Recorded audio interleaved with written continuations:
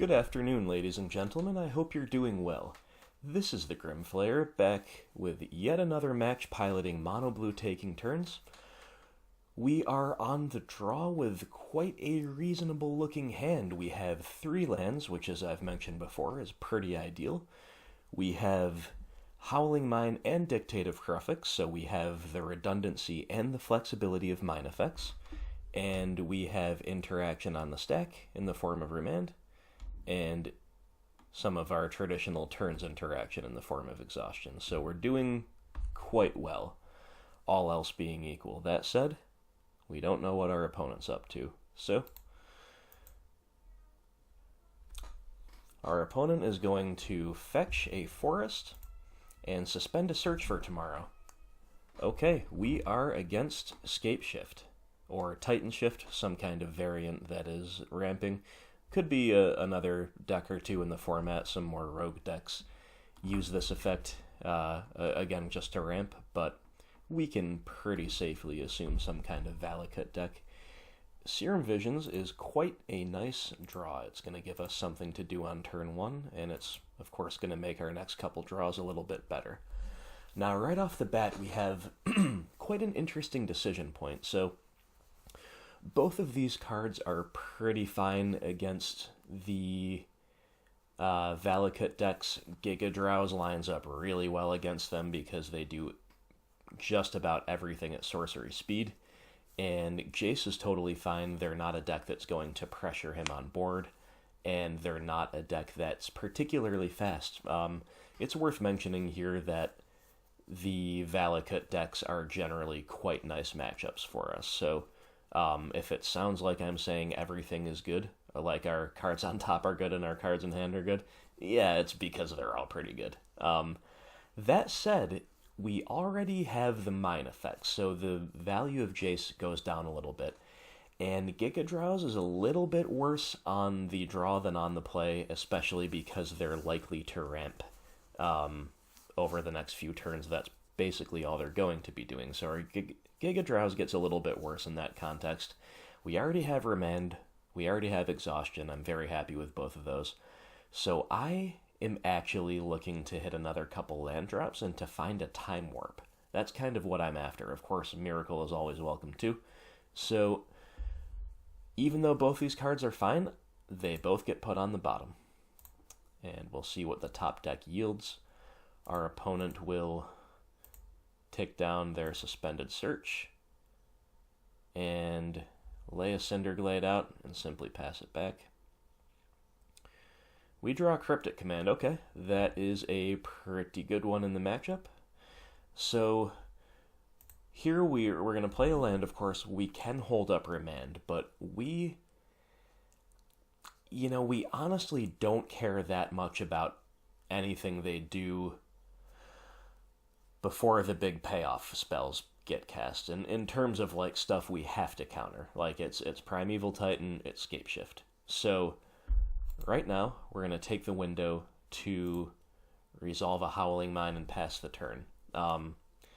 Again, even though Howling Mine overall is a clear and distant second to Dictative Graphics, against decks where you can afford to tap out for it on turn 2, it's really good. Like, it feels so good to play the Howling Mine there, to know that we're not going to get punished this turn for doing so, and then be able to play the rest of the game with shields up, with Remand, and then Cryptic Command the following turn. Feels really good. So our opponent's going to get their Search for Tomorrow. They're going to get their free draw. And they're going to play a Wood Elves. Okay. Wood Elves is a nice card. They're going to get a Cinderglade. They're going to play their land for turn. And they're going to bolt our face. Fair enough. So we'll untap. We'll find an island. Ooh, we almost miracled, but not quite. It was just a little out of order. So we're going to play a land, and we are going to take this opportunity for an awesome exhaustion. It's almost a flawless exhaustion. We don't care about the Wood Elves. It might as well be flawless. Feels really good. Bridges us into the turn 4 Cryptic, very cleanly. Opponent's not going to be able to do much. They're just going to get in for one and play a Valakut. Alright, fair enough. It's a little risky sometimes to expose a Valakut, but I think it's a good play here. Let's see what we find off the top. Serum. Okay. Well, that makes it a lot more appealing to just keep the exhaustion train rolling. Like, we could hide behind our Cryptic Command, but that's a one-spell turn. Like, no matter how we sequence next turn, it's a one-spell turn, unless we wanted to Serum and then depend on Remand, which just seems a little loose. So we'll go ahead and exhaust them, and then we get to play the Serum, and we get to look at a couple cards that are, again, both good in the matchup, but at this stage we can just bottom them both. Again, we're looking for more land drops and more turn spells. There is a consideration maybe for the Giga Drows, but yeah, we don't need them. Pass. Opponent is exhausted. So tired. They play a Cinderglade and pass. And we have done it. We've hit 5 mana. We've got the Time Warp in hand. We're going to do it. Go again. Snapcaster Mage is a good draw, but we do not have a 6 mana turn spell. Now, Snap Exhaustion is definitely a reasonable line here. Definitely nothing wrong with that. But instead, we're going to pass. So we have now the ability to stay shields up with Cryptic Command and Remand. And if we only need to, for some reason, just Remand, we can even flash in the Dictate. The reason I did that instead of the more, perhaps the more sure thing of Snap Exhaust is because the Snapcaster will be exposed to a lightning bolt that way. That's not the biggest deal, but it's a minor consideration. More importantly, Cryptic and Remand are kind of reactive cards, and from next turn on, we are going to want to tap out basically every turn if all goes well. So if we can leverage those cards efficiently this turn, our more reactive cards, they're both going to get us a draw, then we're going to be... Our kill becomes a lot more deterministic when we get to go to the next turn. And there's nothing, especially game 1, in the Valakut decks that I fear, that I don't think I can beat with Remand plus Cryptic. So that's why I took this line. See what the opponent does. They're going to smack us for 1 with the Wood Elves. You got it. They're going to bolt us. You got it. So they've done all the baiting that they can, and now they're going to go for the Primeval Titan. We're going to Cryptic to counter draw. And we're going to find an island off that, and then we're going to go to our next turn. And again, we are looking a lot better off for having taken that line. So we're just going to go ahead, play the Temporal Mastery, go again. There's an island. Alright.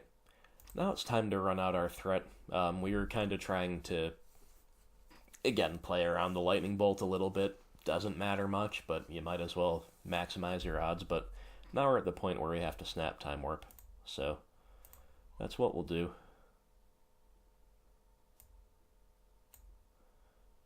And we're going to play an island in a Serum Visions. Now we see Cryptic Command and Giga Drows. Again, those cards are both fine. There's an argument for keeping them. There's an argument for bottoming them. At this point, we are still kind of looking for more turn spells, though. That's really a big priority right now. So I left the Cryptic, and I believe I bottomed the Giga Drows. And look at that. We did find the turn spell. So we get in with the Snapcaster Mage, start the clock. And we get to Temporal Mastery and jam the Howling Mine. Again, Howling Mine just sometimes fits so cleanly onto the curve. And now our kill becomes a lot more deterministic. We're finding the time warp. Life is good. So, again, we'll start off. We'll get in for 2. Play land. Play the time warp.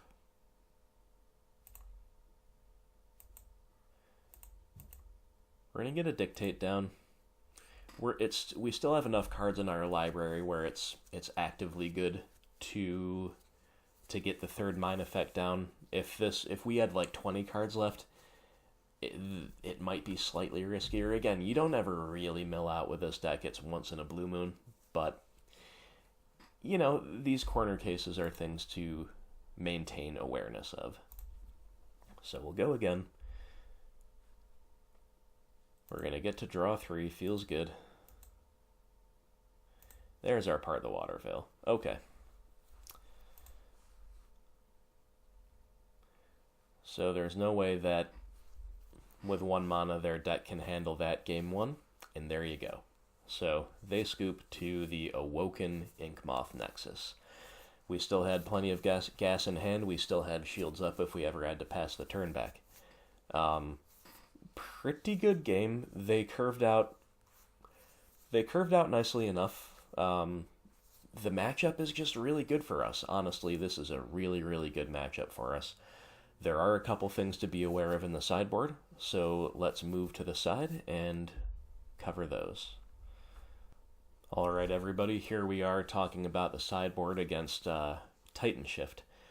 There's not a whole lot that we have here. I'm doing a lot of these matchups lately where Negate is the best card to bring in. And similar to the mid-range matchups, Negate does not hit everything, but it hits a lot of the most important things. The Primeval Titan is the big exception. Primeval Titan is a scary one that, you know, if we're leaning on a Negate and they land it, we're going to feel a little bit aggrieved. But, you know, I'm assuming they're playing 4 Titan and 4 Scapeshift. Those are their major win cons. Negate hits half of them. Negate also hits all of their ramp spells, and Negate also hits Choke. Now, Choke is not a particularly common sideboard card in Modern, but if there's a deck I would expect to play Choke, this would certainly be at the top of the list, or near the top of the list. Titanshift can easily run Choke, and I would not be surprised whatsoever to see it out of our opponent's sideboard. So, for those reasons, I like at least 1 Negate. The second Negate is certainly reasonable. I believe for this game I brought both of them in. Otherwise, you know, there's not a whole lot that I really like. These cards don't do anything. Chalice of the Void is quite bad. The Graveyard Hate does nothing. Hibernation, you know, they play a lot of green stuff. Might be tempting at first glance. I think it's a bit of a trap. You're not going to bounce their Sakura Tribe Elders if they don't want you to. They'll simply sacrifice them. You know, this isn't out to choke. This is, you know, it can bounce the Prismatic Omen, random one-ofs like that. But all of the other stuff it bounces, you know, the Wood Elves, the Primeval Titan itself, they have ETB triggers. So this is a tempo play that's pretty underwhelming. In fact, if you're looking for a tempo play like that, Echoing Truth is probably actually better, even though everything we're hitting with it is basically green. Just the way Titanshift sequences, they don't have a big board. You know, Echoing Truth might even be better than Hibernation, but neither one's worth bringing in. Thing in the Ice usually comes in against most combo decks, but they're not a very fast combo deck. We want to lean more heavily on counter magic and other forms of interaction, and then reach our combo threshold. So we are very happy to just leave in our slower win cons. We're not trying to race. Again, Thing's bounce effect is not that useful here. So really, Negate is all we want. In terms of what comes out, this is a fantastic matchup, so basically everything we're already doing is good. I don't mind losing a Giga Drowse, which I somehow seem to have already lost. I have a couple cards missing here from when I fiddled with the sideboard last, apparently. But yeah, we'll probably cut 1 Giga Draws. Again, just like I said in match 1, because it's a little... Oh, here it is. Because it's a little sketchy on the draw, especially. It's a great card, but they can ramp ahead of you. And just make it a little bit suboptimal. From there, it's down to taste. We can do the typical move of cutting 1 part the Water Veil. That's pretty realistic. You could also cut the Jace. Jace is fine here, but we don't need his alternative win con, and it's not a matchup where we are scared to give them the symmetrical draw effect from Howling Mine and Dictative Graphics, so I could see cutting a part or a Jace. I leave that up to you, but yeah, minimal changes, just the negates. That's about all we need, so let's see how it does. Alright folks, we're back for game 2 on the draw. Our opponent has kept 7. Now our hand is borderline. We have double negate, we have both of our sideboard cards, and that seems really good. You only side in 2 cards and you see them both in your opening 7, but double negate is actually a little risky. We want to see 1, because 1 will pretty much always be good, but I really wish one of these was a remand instead. That said, we do have the Cryptic command, and we do have the Snapcaster to, if the game goes long, flash back the Cryptic command. So even though this hand leaves a little to be desired, we have this turn spell routing in our hand. Not much to do about that. That's how the deck is. Only 2 lands is a little sketchy too. So the hand's borderline, but I think on the draw, we gotta keep it. Let's see what the opponent gets up to. They're going to suspend a search for tomorrow. You got it. We draw a remand. Okay. Ask and ye shall receive. My wish has been granted. I'm feeling a little bit better already, but we don't have anything to do besides island and pass. Opponent plays a Cinderglade and suspends another search. Fair enough. We draw Dictative Graphics. Okay. That's a really good one. We needed a mine effect. That said, we are still behind the 8 ball as far as land drops go. So this makes us really dependent on our top deck from here on out. We need to hit a few land drops in a row, basically. We'll pass. So the opponent has a search for tomorrow coming off suspend. So this is a tough call, but I chose to make a play here. I chose to remand the search for tomorrow. Now this is a tough call for a couple reasons. Number one, if I wanted to counter this just in general, just because I didn't want them to ramp, I would use a negate. I kind of have to use a remand here, though, because if I don't draw a land next turn, I am pretty dead. And, you know, of course, a remand doubles my chances to do that. That said, it's still putting us shields down against the Titan. If a Titan is waiting in the wings, losing our remand here on this play feels pretty bad. It also leaves us cold to a choke. But, you know, we can only play around so much. The first thing I think we have to do is try to not lose to our own deck. That's why we're going to play the remand here. So, there's the remand, and there's an island. Okay. We are rewarded for our decision so far. And they play a Farseek, so no choking us out of the game. They resuspend the search that I remanded, and they pass. So I make my land drop and pass, having drawn a Howling Mine. Not a very good draw at this stage of the game. I'd like to see another remand. I would like to see just more lands coming off the top. But our plan here is to negate a Scapeshift and otherwise get the Dictate in. Maybe not even negate the Scapeshift. I didn't count the lands before I said that, but so they get the search for tomorrow. They get the land for turn. And they're tapping out for a Primeval Titan. Uh-oh. Feels bad. Feels pretty bad. So we have nothing to say about that. They're going to go get a couple Valakuts, and we are going to flash in our Dictate as a consolation prize. Now, we're not out of it yet. That was kind of bad, but we need to really take over the game now. Otherwise, the Titan will take over the game. So, Dictate gives us a land drop. Okay, another land. Not bad. You know, we have plays. We have plays for sure. Unfortunately, this Titan is just going to kind of get in, but there's that search for tomorrow. You know, their sequencing is lined up pretty well this game for him. We're not going to fight over the search, so 2 Valakut triggers to the face. Take us down to 14.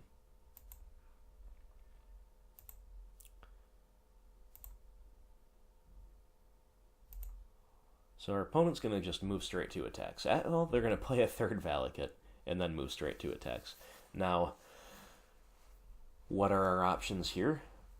Well, we only really have one. Now that 3rd Valakut is down, if the opponent gets 2 more lands off the Titan attack, we are just dead. So, yeah, we have no choice here but to Cryptic Command. Tap down and draw. Now, looking back, it might have been interesting to tap down and bounce a Valakut. That might have been a punt. I might have missed that line. Let's see what the opponent does. In their second main phase, we're still dead to a lot here. No matter what I do. Okay, Wood Elves. Yeah.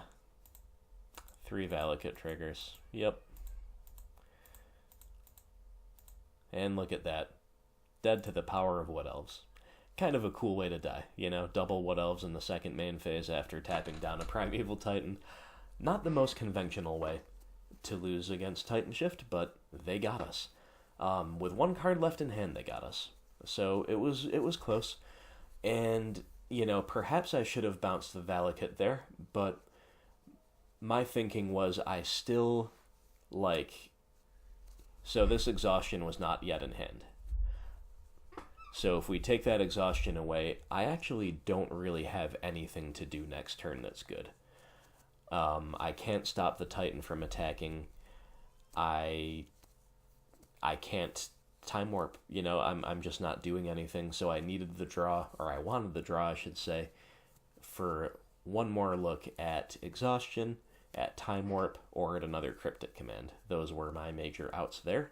However, we did not find them. We got punished for not bouncing the Valakut, and we lost to the double Wood Elves. So, on to Game 3. Alright, everybody, we are back on the play for Game 3. Hand is fine. 4 land is good. Turn 1 Serum is always good. I like the Giga Drowse on the play. Temporal Mastery is always the ugly duckling of the opening hand, but you know what? That is fine. So we see Island Ancestral Visions, and we drew another Serum Visions off the card.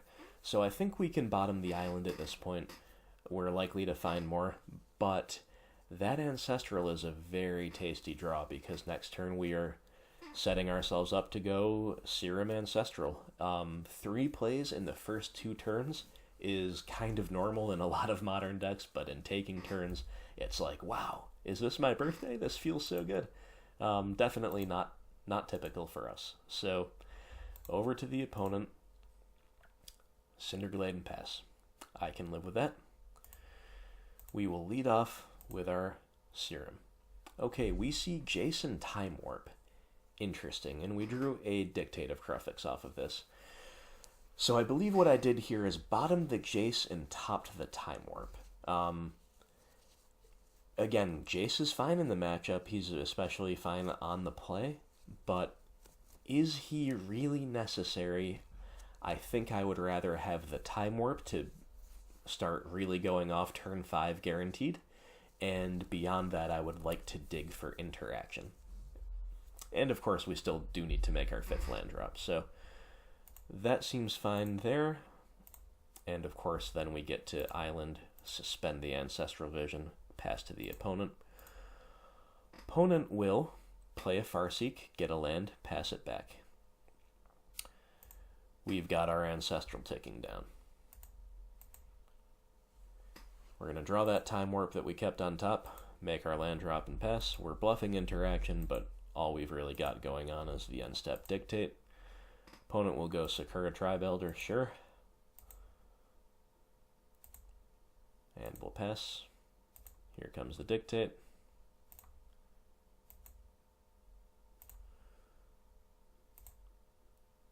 Ancestral down to 2. Another Time Warp. And an island. Okay, so we do not have anything going on except for this Giga Drowse, and that is definitely what we've got to lean on here. They're going to sack the Tribe Scout, sure. And we are going to upkeep Giga Drowse, of course, prioritizing the dual lands. And this is going to take them off of all of the most impactful plays they could have. They're still going to be able to do something, almost certainly. Well, not even really anything. They just kind of took the window to resolve a Valakut and pass the turn, maybe holding up Lightning Bolt if those are even still in the deck. But we have hit the jackpot here by reaching Time Warp mana with double Time Warps in hand, Ancestral coming off Suspend, Exhaustion in hand, a 3rd turn spell when we get to 7 mana. We've even got the Inkmoth Nexus in hand. We've just got it all. So, land, Time Warp, go again. Ancestral coming down. We'll cast it. And as if we were not going off hard enough, we find a Miracle off the top. Absolutely beautiful. Cast the Miracle. Make our land drop. And then we're going to exhaust them for good measure, so that if we ever need to pass the turn back, they're not doing anything meaningful. Feels really good here. We'll get to go again. We'll play our land.